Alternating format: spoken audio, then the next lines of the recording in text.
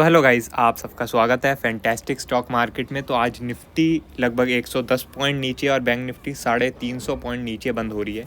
Vicks को देखें हम तो लगभग 6.5% नीचे बंद हो रही है इंडिया विक्स। ठीक है, तो मैंने आप लोगों से क्या डिस्कशन किया था टेलीग्राम में, उसकी बात कर लेते हैं। ठीक है, तो अब आज जैसे कि मैंने आपको बोला था कि जो पहला 15 मिनट की जो कैंडल है वो बहुत इंपॉर्टेंट रहेगी। तो आप देख सकते हैं जो पहले 15 मिनट का हाई है वहीं से रिजेक्शन लिया निफ्टी ने और फिर फॉल शुरू कर दिया। जैसा कि मैं आपको अपनी 2-3 वीडियो में बताए जा रहा हूँ कि पहले 15 मिनट का हाई आजकल इम्पॉर्टेंट रह रहा है और आप देख सकते हैं वहीं से रिजेक्शन लेके सेलिंग शुरू हो गई।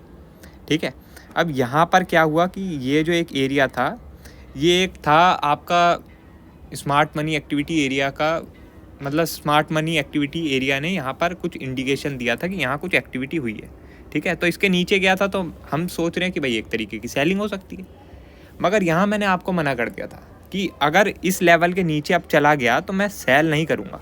ठीक है, और आप देख सकते हैं एक ट्रैप था, उसके बाद सीधे ऊपर गया और फिर काफ़ी ऊपर तक चला गया निफ्टी। ठीक है, अब हम ये कैसे समझे कि यहाँ ट्रैप है यहाँ ट्रैप नहीं है। ठीक है, इस चीज़ को समझना ही बहुत कॉम्प्लिकेटेड है, इस चीज़ को समझना ही बहुत कॉम्प्लिकेटेड है। इसी वजह से जो स्मार्ट मनी एक्टिविटी एरिया है ना, इसका पूरा जो कॉन्सेप्ट है इसकी मैंने वीडियो बना के आपको नहीं दी है, क्योंकि इतना ज़्यादा कॉम्प्लिकेटेड है ना। आप सोचो कि आपने तो यहाँ ले ली सेल ट्रेड, समझ लो यहाँ सेल ट्रेड ले ली जी, यहाँ तो ट्रैप हो गया और भाग गया ये, समझ रहे हो, आपका तो भयंकर नुकसान हो गया। ये चीज़ एक्सपीरियंस के साथ ही समझ में आ सकता है कि कहाँ ट्रैप है और कहाँ पे रियल गेम है। ठीक है, अब मैं खुद इसे समझने की कोशिश कर रहा हूँ। क्या है, मैंने इसे 1 घंटा 93 मिनट और 1 दिन का जो टाइम फ्रेम है उसमें तो अच्छे से समझ लिया है। मैंने यहाँ पर आपको बताया था जब निफ्टी में बना था, ये दिखाता हूँ मैं, लगभग यहाँ पर जब निफ्टी में बना था स्मार्ट मनी एक्टिविटी एरिया का, कि भैया यहाँ पे निफ्टी का हाई लग गया, अब निफ्टी में सेलिंग आने वाली है ज़बरदस्त। और आप देख सकते हैं उसके बाद निफ्टी ज़बरदस्त गिरा, ऊपर गया तो दोबारा गिरा। ठीक है, तो ये है कि 93 मिनट 1 दिन का टाइम फ्रेम, इसमें तो मैं अच्छे से समझ गया हूँ, लेकिन 5 मिनट में थोड़ा समझना मेरे लिए भी मुश्किल है, क्योंकि 5 मिनट क्या है कि आप भी जानते हैं वो बहुत ज़्यादा छोटा टाइम फ्रेम है किसी भी चीज़ को समझने के लिए। तो स्मार्ट मनी वहाँ पे फ्रॉड आसानी से कर लेती है, वहाँ मैनिपुलेशन आसानी से कर लेती है। अब देखते हैं मैं कितना समझ पाता हूँ। आज वैसे मैंने काफ़ी आपकी मदद करी है टेलीग्राम में, बहुत बार मैंने आपको बताया है स्मार्ट मनी एरिया, और आप देख भी सकते हैं कि उसका रिज़ल्ट भी बहुत अच्छा मिला। आज ग्रुप की परसेंटेज मैंने देखी थी, वो काफ़ी बेटर थी, वो काफ़ी बेटर थी बाकी दिनों से। ठीक है, अब जैसे कल इतना बड़ा फॉल आया, लेकिन ग्रुप की परसेंटेज जो प्रॉफिट वाली है वो इतनी ख़ास नहीं थी। गलती मैंने भी करी थी कल, मगर लग रहा है कि आप लोगों ने भी काफ़ी गलती करी है कल, मगर आज तब भी काफ़ी बेटर था ग्रुप का रिज़ल्ट और मेरा भी रिज़ल्ट काफ़ी बेटर रहा। आने वाले दिनों की बात कर लेते हैं अब। तो आने वाले दिनों में जैसा कि मैंने आपको बोला था कि ये जो कैंडल बनी है, ज़बरदस्त कैंडल बनी है, इसका फॉलो थ्रू मिल सकता है और नीचे निफ्टी और जा सकती है। जो 20 दिन की मूविंग एवरेज है, इसके नीचे निफ्टी ने क्लोजिंग दे दी है, तो ये एक नेगेटिव साइन है और हम एक गैप डाउन खुल सकते हैं। और आज हम खुल भी गए। ठीक है, काफ़ी ज़बरदस्त गैप डाउन खुले थे, उसके बाद काफ़ी नीचे भी गए थे। हमारा क्या टारगेट था, हमारा लगभग 21,250 तक का था, तो इसने क्या है कि 21,280 के करीब से बाउंस लेना शुरू कर दिया था। ठीक है, अब मैं आपको एक चीज़ बताता हूँ कि आगे हमारा क्या व्यू रह सकता है। तो आगे आपको बताता हूँ, जो 20 दिन की मूविंग एवरेज है ये एक रेजिस्टेंस की तरह काम कर सकती है और आज का हाई भी रेजिस्टेंस की तरह काम करेगा।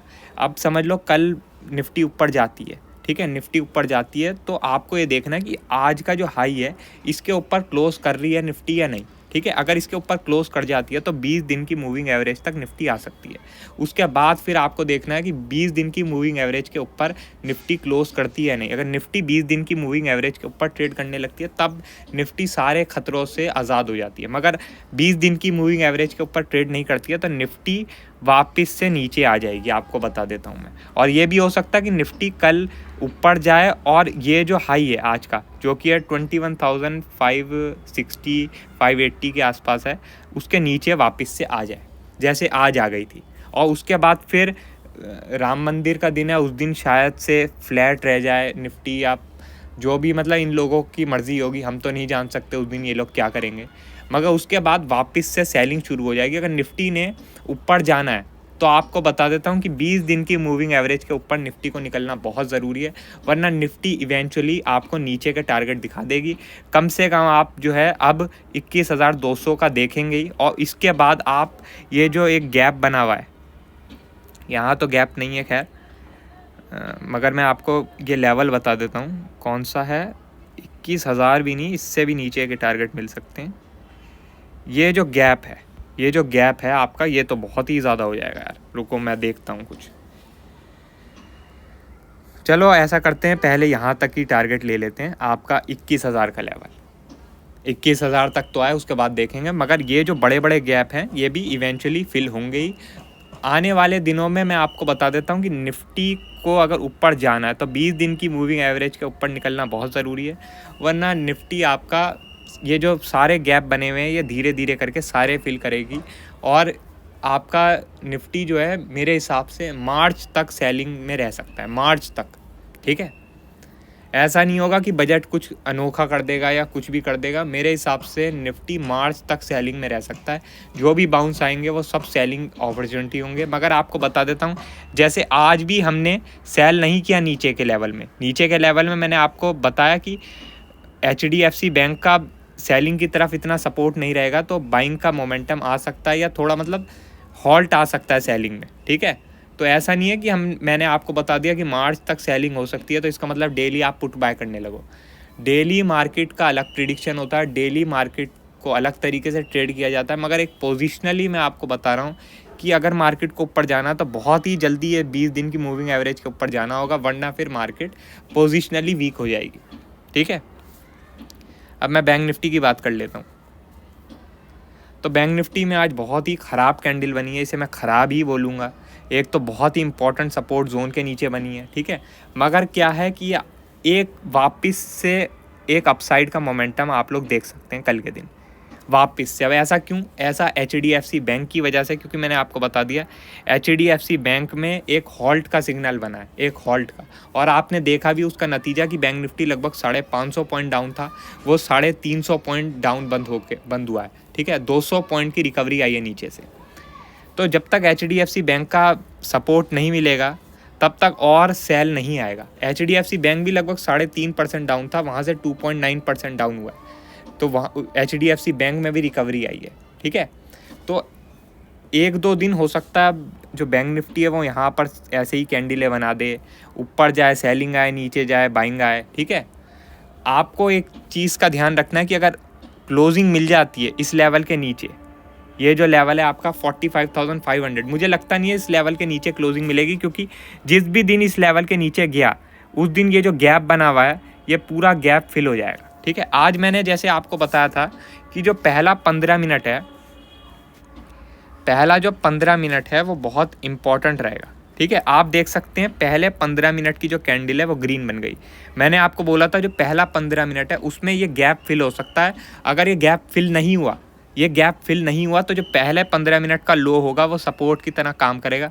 और आपने देखा कि जो पहला 15 मिनट का जो हाई था उससे थोड़ा बहुत रेजिस्टेंस लिया बैंक निफ्टी ने, नीचे आया और यहाँ के आसपास सपोर्ट लिया और वापस ऊपर भाग गया। ठीक है, तो ये कुछ चीज़ें होती हैं, जो गैप होते हैं ना उनके आसपास आपको अलग तरीके से ट्रेडिंग अपना प्लान करना चाहिए, क्योंकि गैप एक मतलब ये समझ लो वो स्मार्ट मनी का एरिया होता है। जो गैप हैं वो हम जैसे नकली लोग नहीं क्रिएट कर पाते, वो स्मार्ट मनी क्रिएट करती है। तो वो इतनी आसानी से गैप के आसपास मार्केट को फिल नहीं होने देती कि गैप फिल हो जाए आसानी से।